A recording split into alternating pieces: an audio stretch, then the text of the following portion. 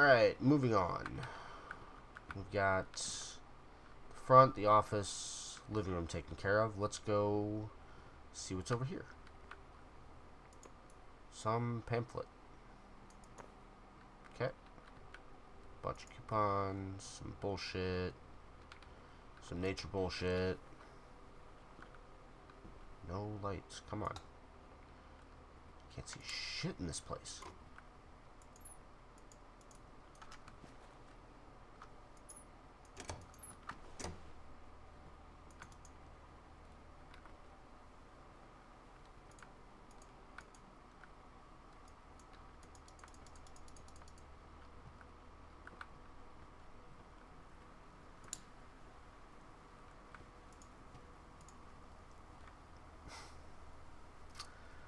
Reproductive System Worksheet 6. Below are 2 stories. The events are all out of order. Get a sheet of lined paper, write Reproductive System Worksheet number 6 at the top, then choose one of the 2 stories, A or B, and rewrite it.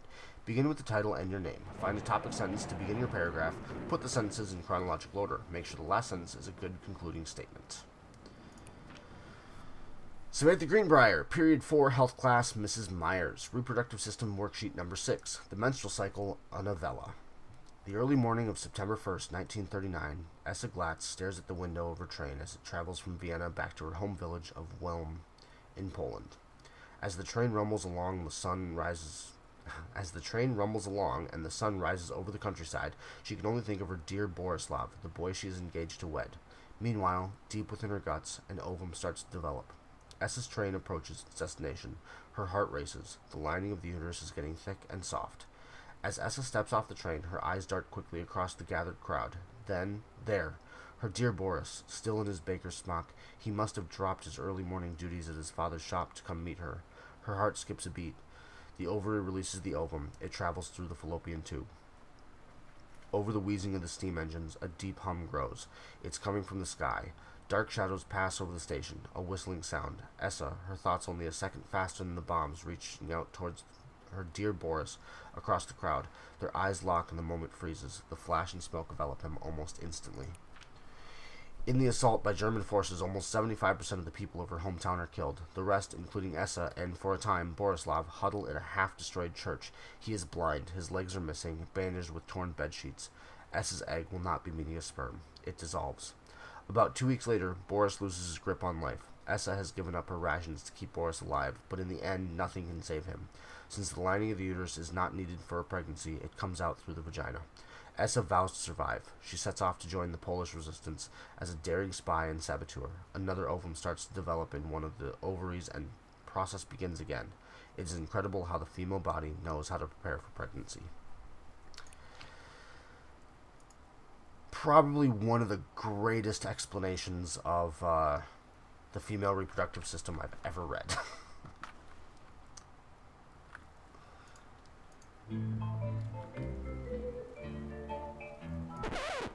Okay, gonna stop there because I don't know if that's copyrighted. I don't know what that is. I'm assuming that the tapes that I find from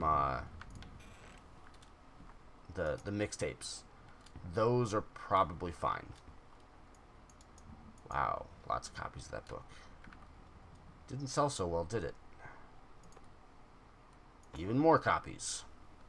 Samantha, please give this to your mother. Janice, thank you for having Danny over to your new home. He has missed having his friend Samantha in the neighborhood very much. Danny asked if he could lend Samantha his Nintendo Street Fighting tape, and I gave my permission. He needs to spend less time with those games anyway. No hurry returning it. Let Samantha know that she is welcome back to our house to visit any time. Sincerely, Mary. When you live in one place your whole life, your next door neighbor is kind of like your default friend. And Daniel only got weirder over the years. So moving away has been a good excuse to, not see him anymore. But he did always have the good Nintendo games. Maybe I'll give him a call. Dear Mr. Greenbrier, I write to inform you that unfortunately Mercury Books will be unable to publish your follow-up to The Accidental Pariah. Despite the low sales of The Accidental Savior, we went ahead with publication of the second book in hopes of the John Russell series catching on. However, sales on the second book have in fact been lower than those of the first, and so our stewardship of the series must end here. It has been a pleasure working as your publisher, and we wish you and John Russell the best in your future endeavors. Sincerely, Donald Fripps. Well, fuck you, Fripps.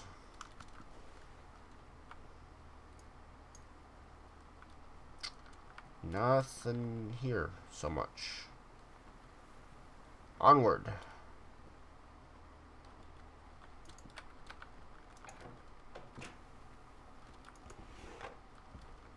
Oh, this area.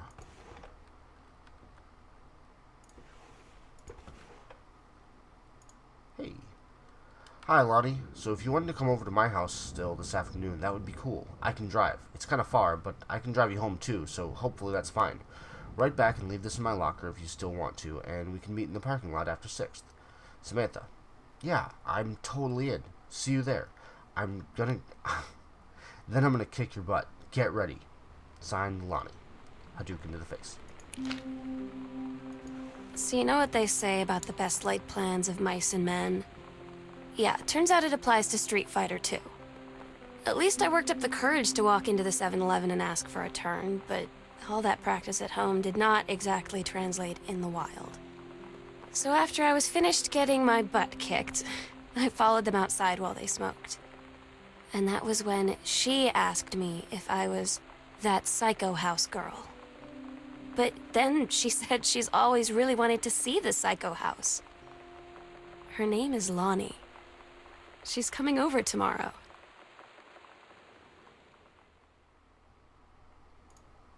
Katie, please tell Mom and Dad sorry about the stuff that's missing. Signed, Sam. Just a side note, real quick here. This is a little compulsion that I have on something. Like, two things with dice.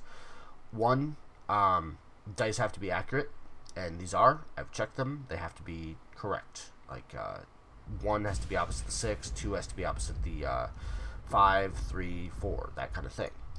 It's just the way dice are laid out. It needs to be done that way. Second, when dice are laid to rest, the highest number must be on top. It's just a thing. There's a reason. It's a stupid reason. It doesn't make sense. Katie, please, whatever you found, don't tell Mom and Dad. The attic... Stop. I have not been to the attic yet. That is the thing I have not gotten to. I got really close when the game crashed before. So I need to get to the attic.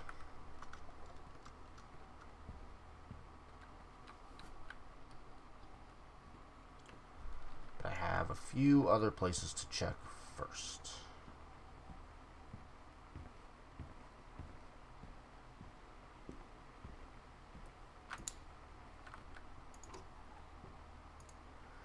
Controlled burn scheduled for Boone County.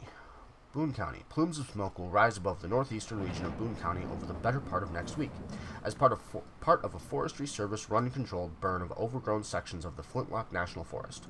Forestry crews have been preparing the area for months. The burn operation will take place between 8 a.m. and 5 p.m. on Monday, Tuesday, Wednesday, and possibly into Thursday, depending on the speed of progress, according to the Forestry Service. In addition to removing dead and overgrown vegetation that can lead to wildfires in drier months, the operation will serve as a valuable training tool for the forestry and firefighting personnel involved, said junior conservationist Janice Greenbrier. Smoke will likely linger in the area through the following weekend. There's Mom's name in the paper. How cool is that?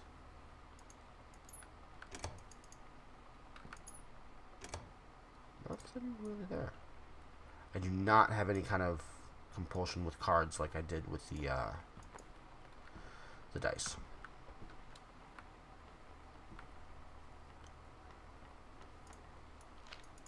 Personal calendar.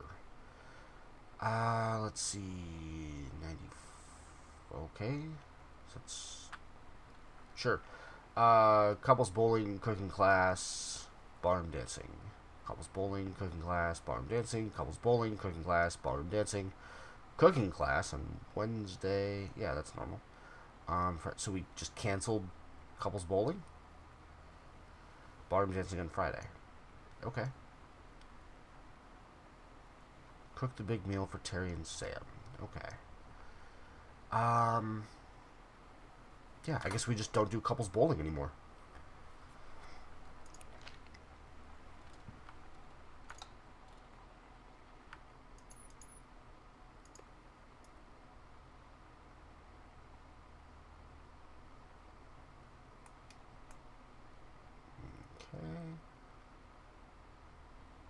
trigger to like this one.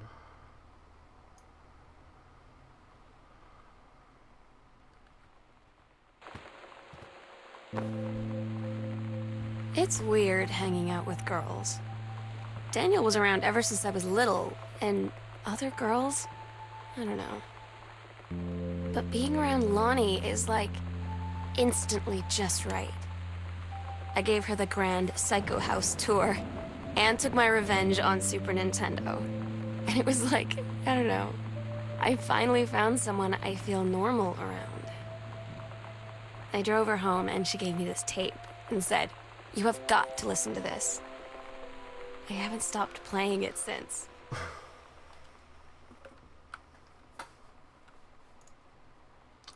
To whom it may concern, I, Samantha Greenbrier, am 17 years old and am therefore an independent, fully functional human being. The fact that you still forbid me from going into the city on my own is frankly absurd. Compare with Katie, who is only 3 years older than me, and yet you allowed her to go all the way across an ocean to another continent on her own. I just want to spend an evening in a normal, totally safe city on my own, like a human being, and since you may also remember that I have my own car now, you can't really stop me. Warmest regards, your daughter, Samantha. Sam, stop leaving every damn light in the house on. You're as bad as your sister. I love that line. Daniel called again. He wants his Nintendo game back.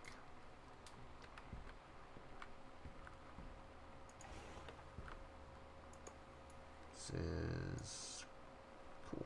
We'll put that in. And immediately remove it because this video got flagged for copyright. Alright, the King's Labyrinth. Fraying threads. Captain Allegra, still in her flowing skirt and sturdy jerkin, descended the single shining thread into the lower cavern of the labyrinth. She and the first mate, on their own now, grew closer to their goal, the throne room of the dead immortal king of the island. The first mate slid down the line onto the stone floor. She swept chalky bone from the front of her canvas trousers and looked up at Allegra. The silken thread, nigh unbreakable thanks to the enchanted moths that inhabited the island, trailed behind, leading their way back to the entrance. From further into the labyrinth, a moaning began to echo. The moaning grew louder and clearer. It turned into words from some ancient language they could not understand. The king's cursed voice. The hairs on Captain Allegra's arm stood on end. She looked back at the first mate, whose eyes remained locked in the blackness of the passage for a moment too long, before noticing the captain's gaze. The first mate nodded silently ahead. Following the king's ghastly song deeper and deeper into the labyrinth, they came upon a rocky gap spilling forth otherworldly blue light. The great basin of the dead king's throne room lay below. Skeletal in rotted robes, the king was hunched over a blue orb topping his royal scepter. Shadows of his bony fingers danced on the walls like ghouls. As he sang, wailing souls flowed in one by one through the cracks in the cave walls, pulled into the orb, causing it to glow brighter and brighter. Behind the king, a long staircase hewn from the rock led from the chamber from a passage at the top. Allegra said, "We have the advantage in numbers. I will draw his attention, and then you..." But the first mate interrupted. "No, I am smaller and quicker, and you know of dealing with the mystic energies like these. I will circle to the other side, get the king's attention, and lead him on a merry chase." She held up the silk line, all traced by this invisible thread, of course. Allegra said, "It is a good plan, but perhaps we should go together." The first mate shook her head. "You know this is our best chance. Don't be afraid for me." They grasped hands and exchanged 3 tight squeezes, their palms growing warm. The first mate tied the shining thread to the belt of her trousers, gave a quick salute and a wink, and dashed off. Allegra waited, staring vigilantly across the top of the stairs where the first mate was to appear. The king continued his... Wait. No. No. The singing stopped. The king turned and began walking up the stairs. Allegra wanted to call out, to do anything to stop the first mate from running headfirst into danger. She tried tugging the line to signal her. No use. The king was nearly at the top of the stairs when the first mate burst through the passageway. She skidded to a stop. Even from across the yawning basin, Allegra could see the first mate's eyes grow wide. She turned and ran. Summoning his undead power, the king left the ground, levitating, gliding behind her with distressing speed. From some dank passage, much too far away, Allegra heard the first mate scream. She was already running towards the sound. The line in Allegra's hand went taut, then shuddered. It fell slack to the stone floor. As Allegra ran, she was gathering line, twisting it around her arm. She came to its end. The unbreakable thread dangled limply, its end shredded and frayed in her hand. She tossed it to the ground and ran. Ran.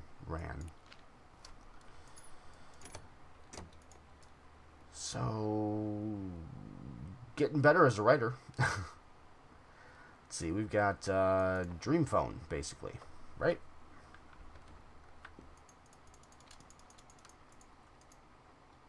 Not much going on there.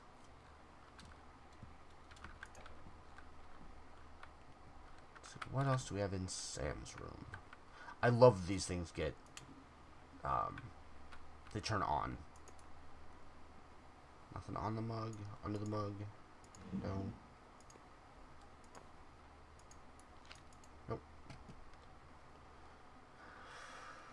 Okay.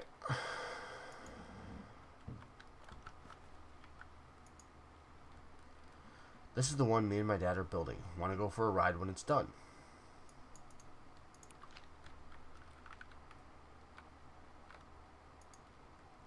Samantha Greenbrier, Fletcher, Period 5, Shop, Metalworking, Engraving. Notes, not a challenging assignment. Metal plaque for family portrait, reasonable subject, but not complex. When I said that mom and dad should be replaced with parents' names, I did not mean just add them underneath. Acceptable leveling on edges, show more pride in work.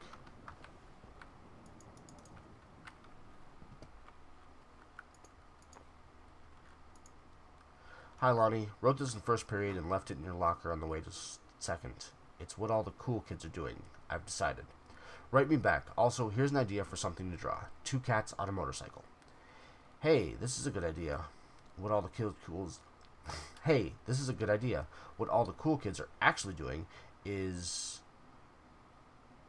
sending each other pages on their beepers. But we're cooler than them because guess what? They can't put this on a beeper. Your drawing of cats was so good that I added a background to make it even better. Maybe I should just stick to writing, though. Haha, I like it. How did you know they were about to be abducted by aliens? I'm looking at Mr. Fish right now. I feel like he would probably have lots of cats. Also, like his secret shame is watching 90210 religiously. I'll ask him about it after class. He said he doesn't have cats, and also that he's never watched 90210, but I could see in his eyes that he was lying.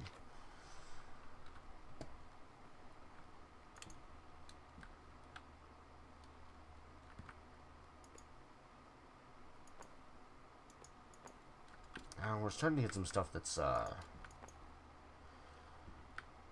kind of torn apart now. If anyone's curious about Sam's interest in books, that's what she reads. I'm not going to go over all of them. Sam, I think the creative writing track would be perfect for you, Mrs. Blaylock. Something. 3 students from each track will be offered a full scholarship in their first year at Reed. Not reading all this shit. Nothing there. No. I want to say there should be a reason this was pulled out, because this clearly belongs there.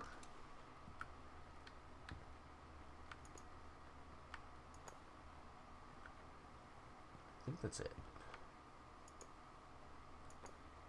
No, nothing in the pillow. Steggy? Stelly? Steggy!